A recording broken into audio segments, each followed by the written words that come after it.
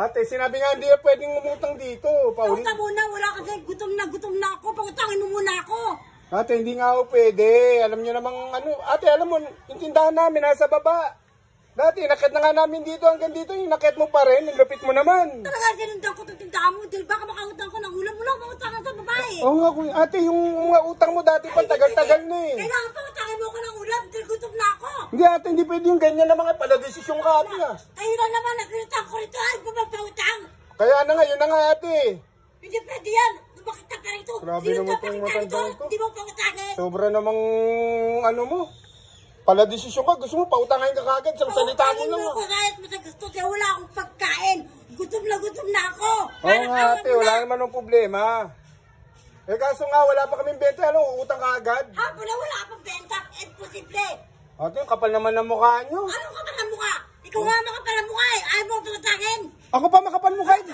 Uy, grabe naman kayo ate. Ikaw grabe. Ang tao na huhutong pinapakain o pinapautang.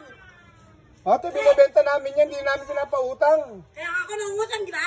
Kaya ako pumunta rito para mangutang. Hindi nga kami nagpapautang ate, sobra naman kayo. Pautangin mo ako.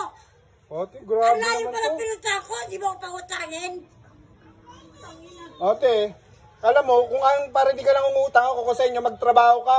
Para may pambili ka ng May pagkain trabaho mo. ako, umutang lang ako sa wala pa ako sahod. Eh, paano? Ba't di nyo bayarin mga nauna yung utang? Wala pa nga sahod, di ba? Nakakaintindi ka? 6,000 na yung utang nyo rito, ate. Ano 6,000? Kahit kami mo pa 7,000, baka utang ako. Ay, grabe ka naman ate. Sobra naman nga. Hindi nga ako pwede. Bakit hindi pwede? Ikaw na lang ginutang ko, hindi nagpapautang. Ay, grabe ka naman ate. Bakit? Ay, ikaw pa'y maangas. Talagang bakas ako, Sobra sinuutang ko naman ng kayo. ulam. Nandiyan mo, uutang ko ng ulam. Ay, ate, huwag mo naman ganyan yan.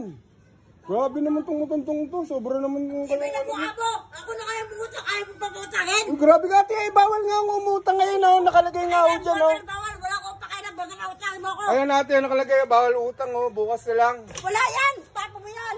Ay, grabe ka naman ate. Sobra ka naman. Oras na dyan yung sinasabi mo, bawal utang. Grabe naman. Di ba wala? Ay, tindi mo naman ate. Umuutang ko sa'yo ha. Makabayad ako ng takdang panahon. Kung tagdang panahon, ayos. Ang tindi mo naman. Bakit? Grabe, nagkalubog. Barangay kita?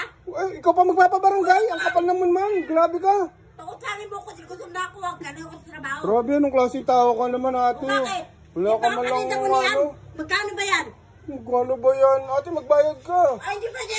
Oy ate, oy. Ay, naka- Yan naman yan. Kapal na mukha nitong tao na to. Nagugutom ako.